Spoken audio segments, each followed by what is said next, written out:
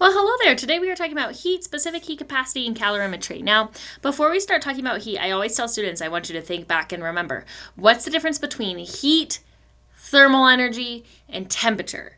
And students can normally say, well, temperature is the average kinetic energy of the particles in a substance.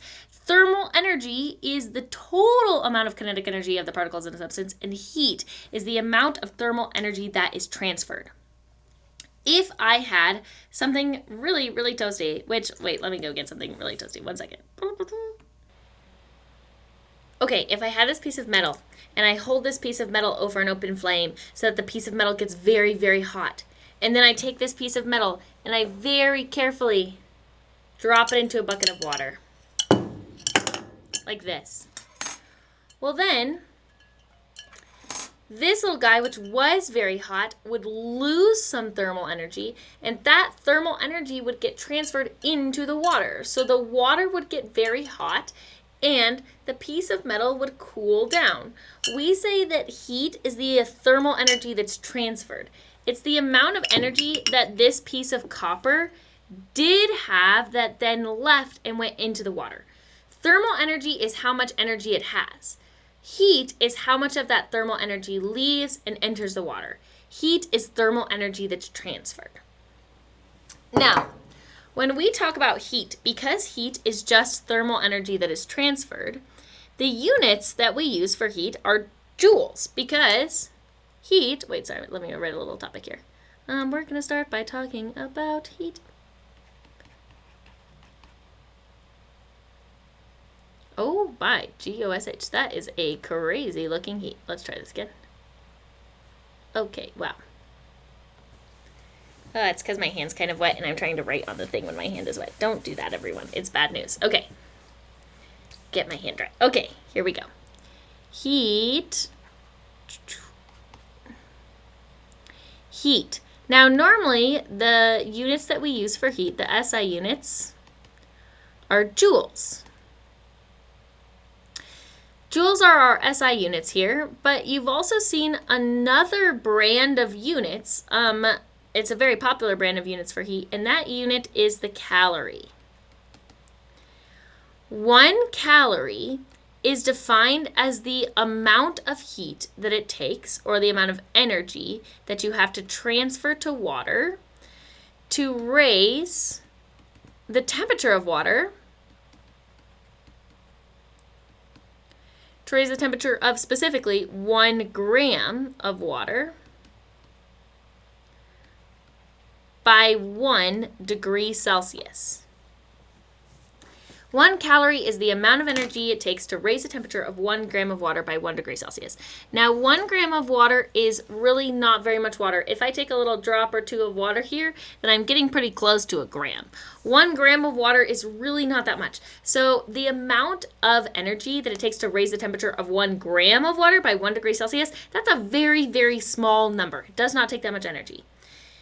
The place where you most frequently see calories is on the back of your food packages. But the calories that you see on the back of your food packages, those aren't really calories. Those are actually kilocalories because a calorie is so small. Most food labels in America give you the number of kilocalories in a food, where a kilocalorie is 1,000 calories. So if you look at the back of your donut, and the back of your donut says, this donut is worth 350 calories. What it really means is that donut is worth 350 kilocalories, which is 350,000 calories.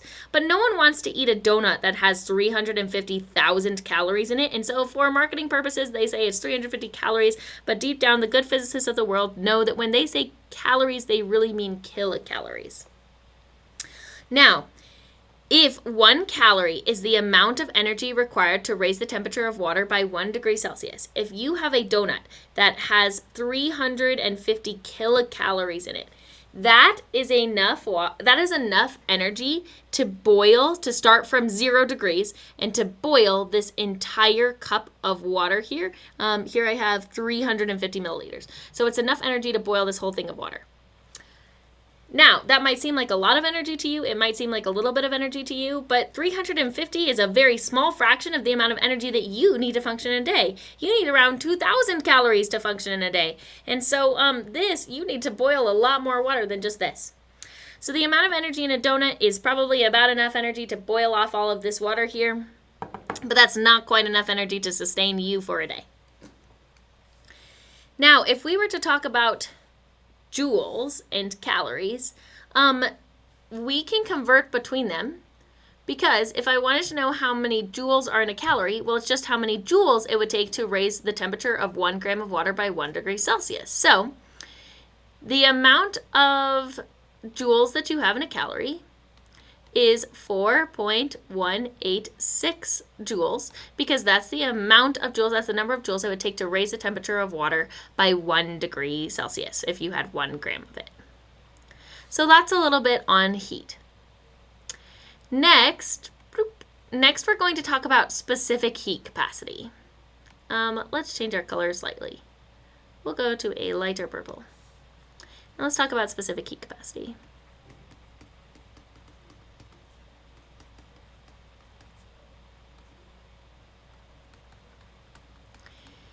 Here is the reality. Oh gosh, wait, I forgot something. Going back to heat really quick. So sorry. In physics, the letter that we use to represent heat is Q. Now, in your chemistry class, you use lowercase letter q. In physics class, we use capital letter Q because lowercase letter q stands for charge, obviously. When we talk about specific heat capacity, I'm going to start by talking about what the concept of specific heat capacity is. Then I'll give you a definition for it, and then we'll talk about some examples. Specific heat capacity helps us talk about how hard it is to heat up a substance. Not all substances heat up as easily as all other substances. Some substances you have to dump in a lot of heat before they change their temperature. Other substances you dump in a little bit of heat and they change their temperature very quickly. You know this if you've ever gone to the beach before. You go to the beach, you kick off your flip-flops, you step into the sand, and wow, that sand is very, very hot. You run out into the ocean, and whoo, the ocean water is nice and cool. The sand and the ocean have both been sitting under the sun all day long, but the sand is hot and the ocean is not. Why? Because sand is much easier to change the temperature of than the ocean. The way that we talk about how hard it is to change the temperature of a substance is we use this concept of specific heat capacity. I got two definitions for you. One is an informal kind of conceptual definition, and the other one is more of a technical definition. Here's my informal or conceptual definition of specific heat capacity. Specific heat capacity is a measure of how hard it is to change the temperature of a substance. It's a measure of how hard it is to change the temperature of a substance. That's our more conceptual definition. Our less conceptual definition for specific heat capacity, or our more technical definition, is specific heat capacity is the amount of energy or heat, it takes to raise the temperature of a substance per degree per unit mass. It's the amount of heat or energy it takes to raise the temperature of a substance per degree per unit mass. In other words, it's the amount of energy that it takes to change the temperature of something, or to change the temperature of 1 kilogram of something by 1 degree Celsius. This makes the units, I wanted my little pen. Not my marker, little pen. Okay, this makes our units pretty self-explanatory. Specific heat capacity is the amount of energy it takes to raise the temperature of 1 kilogram of a substance by 1 degree Celsius. Or you can also do the amount of energy or the amount of heat it takes to raise the temperature of 1 kilogram of a substance by 1 Kelvin. So either one of these work totally great. They're the same thing. Open up your textbook now to page 314. On the top of page 314, you will see a table that says Table 4, and it gives a list of specific heat capacities for each substance. Now, if you look at this list, you can look through and you can see what substance is going to be the easiest to heat up and what substance is going to be the most difficult to heat up. Looking at the table, you should see that lead is going to be the substance on that particular table that is the easiest to change the temperature of. Why? Because it has a very low specific heat capacity. If something has a low specific heat capacity, that means it doesn't take that much energy to raise its temperature. So you can put in just a little bit of energy and its temperature will shoot on up. Water, actually, you'll see, has the highest specific heat capacity, which means out of that table, water is the thing that it is hardest to change the temperature of. You have to put in a lot of energy into water to change its temperature. Now, the reason why some things are harder or easier to heat up than others has everything to do with what the heat does when it enters into that substance. Now, it would be very easy if heat entered into a substance and it just sped up the particles. That would change the temperature. But heat doesn't always just speed up particles. Sometimes you add heat in, and adding that heat in doesn't just speed up the particles. Sometimes it actually is used to break bonds. Sometimes it's used to take those particles and to spread them out more. If the energy that you put in the form of heat, if that heat energy is used to break bonds or if it's used to spread out molecules, then the energy isn't being used to make them go faster, and so the energy isn't being used to increase the temperature. It's being used for other things. And so that makes it much harder to increase the temperature of something because the energy that you're putting in isn't going to increasing the temperature, it's going to other things. Water has a particularly high specific heat capacity because water has a tendency to form a lot of nice polar bonds or nice little hydrogen bonds between each of the little molecules because of their polarity.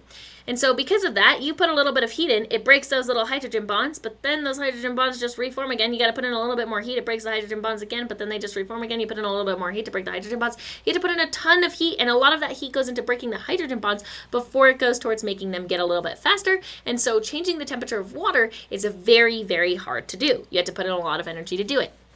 You should probably know that the specific heat capacity of water is 4.186 times 10 to the third joules per kilogram degree Celsius.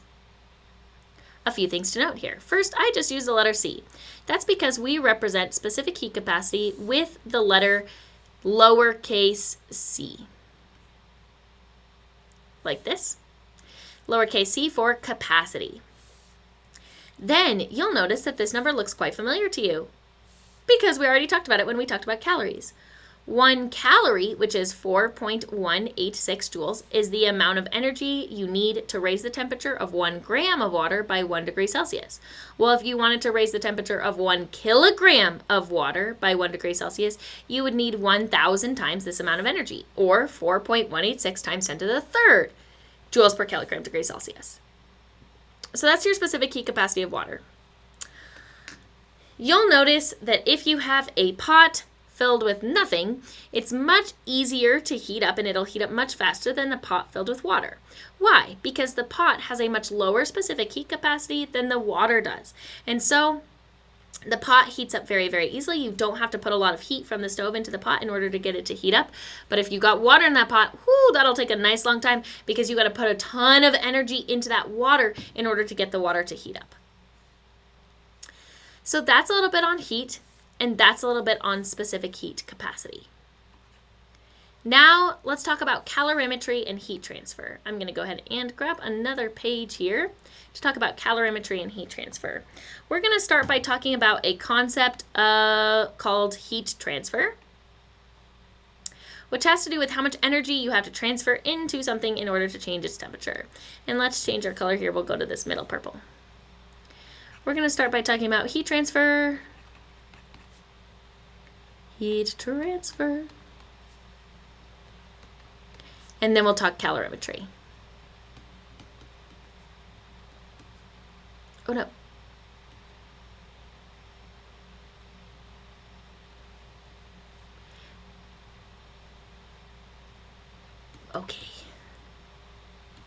Okay, heat transfer and calorimetry. Let's start by talking about heat transfer. You can figure out, we have a way to determine how much heat energy you have to add to something in order to change its temperature. And this is a formula that you will recognize from days of old. We say that the amount of heat that you add to something to change its temperature is equal to the mass of the thing that you're changing the temperature of times the specific heat capacity of the thing that you're changing the temperature of times the change in temperature that you're trying to apply. In other words, Q equals MCAT. You know this from days of old. Let's talk about these three variables. If I were to make a bowl of oatmeal in the morning and I needed to boil some water to cook my oats, well, all of these I can think in terms of how much heat do I have to add in order to change the temperature. Now, if I'm trying to make a cup of oatmeal for myself, I can go up to the sink and I can either get very cold water or I can get very hot water. Normally, I choose to get very hot water. Why? Because if I get very hot water and I have to get it to boiling, that's this much of a temperature gap, versus if I get very cold water and I have to get it to boiling, that's this much of a temperature gap. I have to put in way more heat. I would have to put in way more energy to get this job done than I would to get this job done. If I'm changing the temperature of water by this much, I have to add a ton more energy. So I start already with a little bit more energy in my water so that I don't have to add as much. In other words, if your delta T is bigger, you have to add more heat to change the temperature by more. If your delta T is smaller, it doesn't take as much heat. The next thing that matters is the stuff that you're heating up. We already talked about a few examples. But water has a very high specific heat capacity. Things like my mug have a very low specific heat capacity. When I pour boiling water into my mug to make tea, the water has a very high specific heat capacity. I had to put the water in the kettle for a little bit of time. It took a few minutes for the kettle to get my water up to a boiling point. But then when I pour that water into my mug heats up that fast. Why? Because my mug has a much lower specific heat capacity, so I don't have to put in as much heat into my mug in order to change its temperature. But I have to put a lot of heat into the water in order to change the temperature of the water. So the substance that you have determines how much heat you have to put in. The last thing that matters is the mass. If I decided to make myself a bowl of oatmeal, then I would need enough water to make myself a bowl of oatmeal, which would be a small amount of water. But if I wanted to make 7 people some oatmeal, then I would need a lot more water. If I had to heat up much more water, I would have to keep it on the stove for longer because I would have to transfer more heat into the water because there's more stuff to heat up.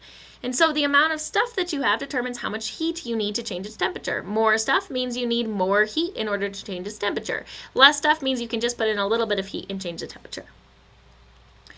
So this is an equation from days of old, one that you know very well, and one that we'll start to utilize immediately. Next, we're going to talk a little bit about calorimetry. Calorimetry is essentially a process that we use to analyze heat transfer problems. It's a process that we use to analyze heat transfer problems. I'm going to show you a little bit of a classic calorimetry setup. I'll show you kind of what it looks like, and then we'll talk through like how you do the math to analyze heat transfer problems with calorimetry. Okay, so here I have a calorimetry cup. It looks like this. My calorimetry cup, actually I'm going to move this. Whoa, wait, hang on team. One moment. Okay. I got a lot of stuff everywhere, as per usual. Okay, here's my calorimetry cup. This is just a nice empty big aluminum cup. Then I have this smaller aluminum cup here. This smaller aluminum cup right now has a little bit of water in it. You can see if I take this guy right here, a little bit of water in it. So here I have this little aluminum cup here. This aluminum cup can slide into the bigger aluminum cup like this. When this aluminum cup, the little aluminum cup, slides into the bigger aluminum cup, it creates a layer of air around the outside of the aluminum cup like this. That air is a great insulator. So what the pocket of air does is the pocket of air keeps all of the heat trapped inside of this aluminum cup and trapped inside of this water. So this is a calorimeter cup, and the whole purpose is to create a nice contained environment where the heat doesn't escape very easily. So I put this in like this. Now, Suppose that I took this little piece of copper again, and suppose that I heat it up over an open flame so that this piece of copper gets really very, very toasty. And then suppose that after getting this piece of copper really very, very toasty, I don't put it on my palm. That was crazy. Did you see how I almost did this? Woo, that would have been bad. Suppose that after getting this very, very toasty, I drop it here into my little cup here with the aluminum cup and the water inside. Calorimetry is based on conservation of energy. Here's what it says. Well, and I'll say that again in a second so that you can write it down. But here's what it says. It says that basically what's going to happen now is that copper piece that I just placed inside of this cup, that copper piece is going to lose heat. And that heat is going to be transferred away from the copper piece here and into the water and into the aluminum. This process will happen. Heat will leave the copper, enter the water, enter the aluminum, leave the copper, enter the water, enter the aluminum, until the copper and the aluminum cup and the water are all in a state of equilibrium. That happens when everybody is at the same temperature. So heat will transfer out of here into this until we have everything at the same temperature in a state of equilibrium. Here's how calorimetry would analyze this problem. Calorimetry would say the amount of heat that is lost by the copper is the amount of heat that's gained by the water and the aluminum cup. That is really a statement of conservation of energy. We say energy cannot be created or destroyed. The energy, the heat energy that left this thing entered into this thing. It didn't disappear. It didn't get created. We didn't create energy in the water out of nothing. No, it came from here and it entered into there. We say that energy cannot be created or destroyed. Energy must be conserved. And that's the idea of calorimetry. And let me move everything back.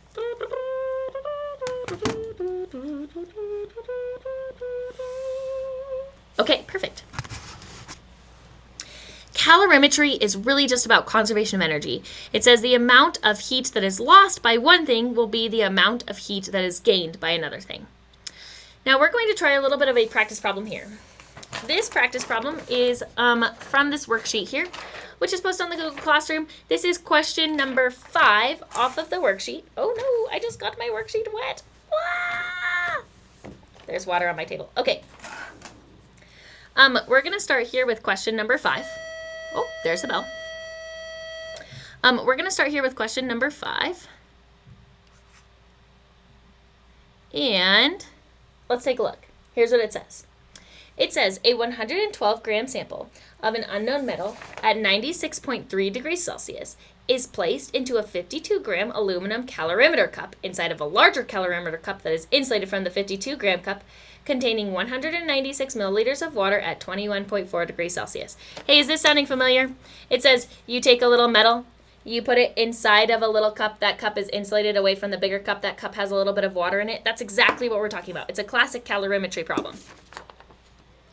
It says the mixture comes to equilibrium at 23.6 degrees Celsius.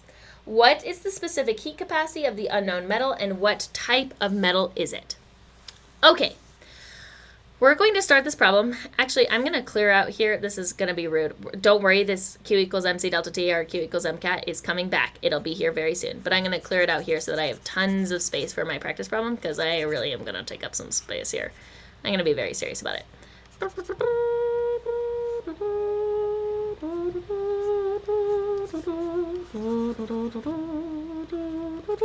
Okay, here we go. This is question number 5. ¿Qué es lo que dice? We have it first tells us that the mass of the metal that we have, the mass of the metal is 112 grams. Now 112 grams, let's turn that into kilograms. We'll turn it into 0.112 kilograms. Then it tells us that it has an initial temperature, that this metal starts at an initial temperature of 96.3 degrees Celsius. Then it tells us that it's placed inside of an aluminum cup, and the mass of that aluminum cup is equal to 52 grams. Now it says 52 grams, but I'd like it in kilograms, so I'm going to move that decimal place over 3 places to get to 0.52 kilograms. Then it says that inside of that cup is 196 milliliters of water.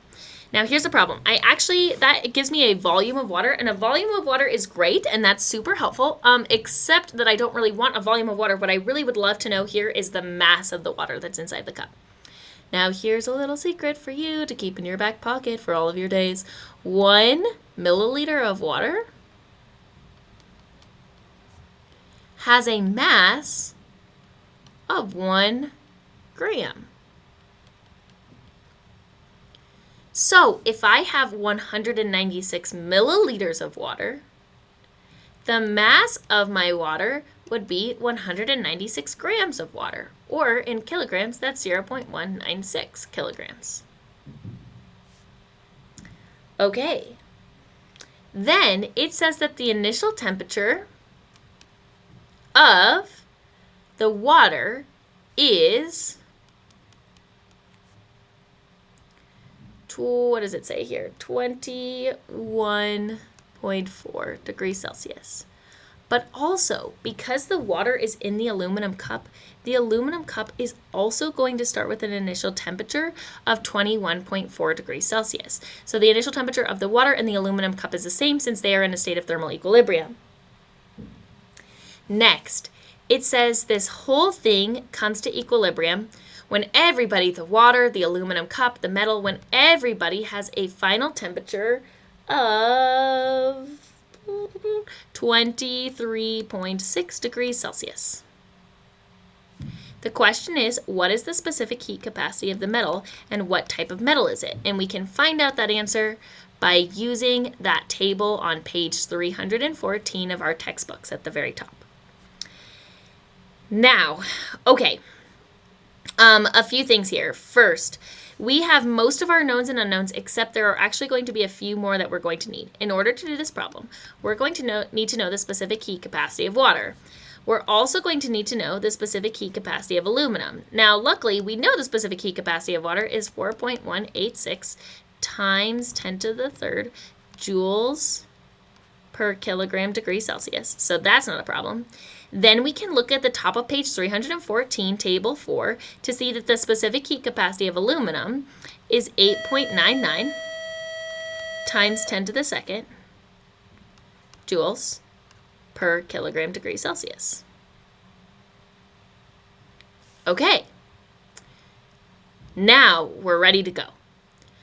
We start all calorimetry problems with a statement that is essentially a conservation of energy statement. What we say is we're going to start by saying that the amount of energy that is lost by the metal is going to be the amount of energy gained by the cup and by the water. The way that we say this is we say for any energy lost, we call that negative, and for any energy gained, we call that positive. So we say that heat was lost, negative, by the metal, and that the amount of heat that was lost, by the metal is the amount of heat that was gained by the water, plus the amount of heat that was gained, positive, for the aluminum cup. This is always how you start a calorimetry problem. You start with conservation of energy. After that, we can plug in for all of our Q's our equation for Q, which is mc delta T. So in for my metal, I can plug in the mass of the metal times the specific heat capacity of the metal times the change in temperature of the metal. And I can say that that is going to equal the mass of the water times the specific heat capacity of water times the change in temperature of the water plus the mass of the aluminum cup times the specific heat capacity of aluminum times the change in temperature of the aluminum cup. Now, I'm looking for the specific heat capacity of my metal, so I'm going to do a little bit of algebra to get the specific heat capacity of the metal all by itself. I'm going to divide both sides by negative m delta T. When I do this, I rewrite everything that I had before. I have the mass of the water, the specific heat capacity of water, the change in temperature of the water. I got the mass of the aluminum cup, the specific heat capacity of the aluminum cup, the change in temperature of the aluminum cup. All of that is now going to be divided. That was a very bad fraction. Let me try again. That was like not that much better. All of that is divided by the mass, negative the mass of the metal, times the change in temperature of the metal. This negative is very important, so don't lose that negative sign there. You are going to need it. Then, what we do next. We were not given any changes in temperatures. We were given final temperatures and initial temperatures. So we're going to have to break down each of these delta T's into finals minus initials. So we can write it this way. The specific heat capacity of the metal is the mass of the water times the specific heat capacity of the water times the change in temperature of the water. Now I have to be careful here because I don't just want any change in temperature. Do you see that different substances here are changing temperatures by different amounts? So I'm going to want T final for the water minus T initial for the water.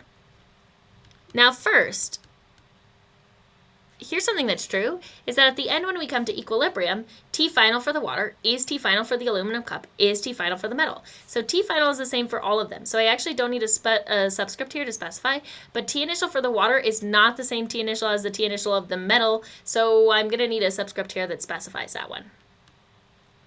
Then I can add the mass of the aluminum cup times the specific heat capacity of the aluminum times, now let's change this guy, I got the final temperature of the aluminum minus the initial temperature of the aluminum. All divided by, oh, let me fix my division symbol here. I don't know how I feel about that, but that's okay. The mass of the metal times the final temperature of the metal minus the initial temperature of the metal. Now we're ready to plug in numbers and get to a final answer. One thing that you may have noticed here, you might have said, Miss Wilson, the water and the aluminum both start with the same initial temperature. So isn't T final minus T initial and T final minus T initial the same for the water and for the aluminum? Yes, absolutely. So if you wanted to, you could pull this term out algebraically and have just these guys still left in the parentheses, and that's totally an option for you. If you say, what are you talking about, then you do not have to do that. That is like totally and completely optional. Now let's plug in numbers here. And I'm going to need a whole lot of space to plug in numbers, and I'm going to need to write very, very small. And you're probably going to need to do the same, although you have like a piece of paper and I only have my screen. Okay, let's see. The mass of the water, I start with, where does it say? 0.196 kilograms. The specific heat capacity of water is 4.186 times 10 to the third joules per kilogram degrees Celsius.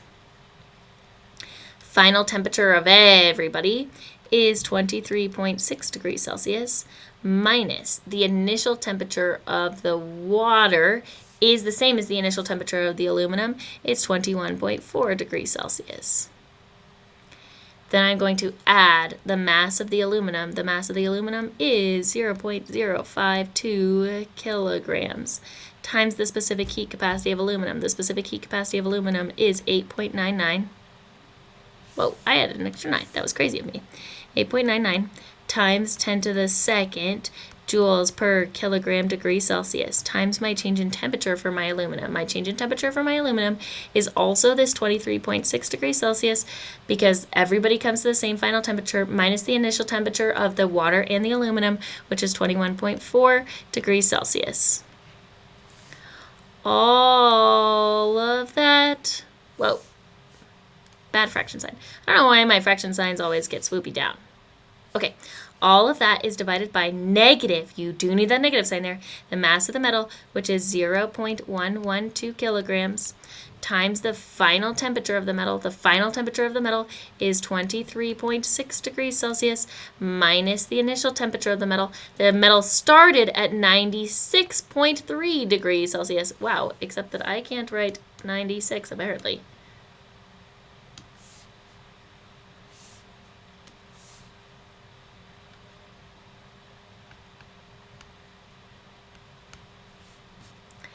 Then when we plug that into our calculators, notice you're going to get a negative sign here because your initial was bigger than your final, but that negative sign is going to cancel out to give us a nice positive number for the specific heat capacity of the metal, which is good because specific heat capacities are always positive numbers.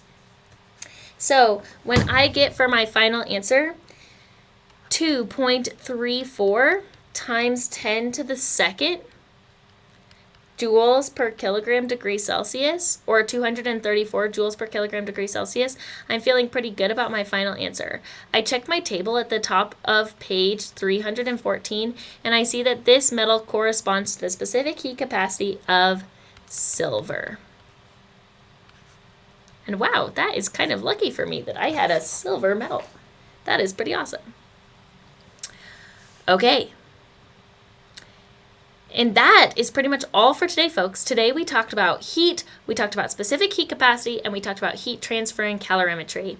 When we talked about heat, we talked about how there are two units for heat, joules and calories. We talked about the meaning of calories. We talked about how heat is different from thermal energy. Then after that, we talked about specific heat capacity. We talked about how different objects or different substances have different tendencies to change their temperature. Some change their temperature with just a little bit of energy transferred to them. Others take a lot of energy to change their temperature. So things like water have a very high specific heat capacity. Most metals have a much lower specific heat capacity. Things like that. Then after that, we talked a little bit about heat transfer and calorimetry. We talked about the equation Q equals MCAT, which you have seen before in your lifetime. And then we talked about calorimetry, which is this process that we use to kind of talk through heat transfer problems. When heat leaves one thing and goes into another thing, we say that energy is conserved. The amount of heat that leaves one thing is the amount of heat that is gained by another thing. And that is pretty much all for today, folks. I do hope that you have a wonderful rest of your day, and I'll see you all next time. Bye, good people.